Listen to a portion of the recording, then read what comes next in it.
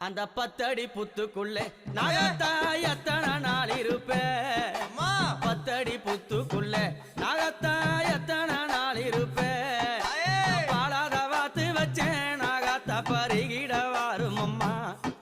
நான் பாலாத வாத்து வச்சேன் நாகத்தா பருகிட வாரும் அம்மா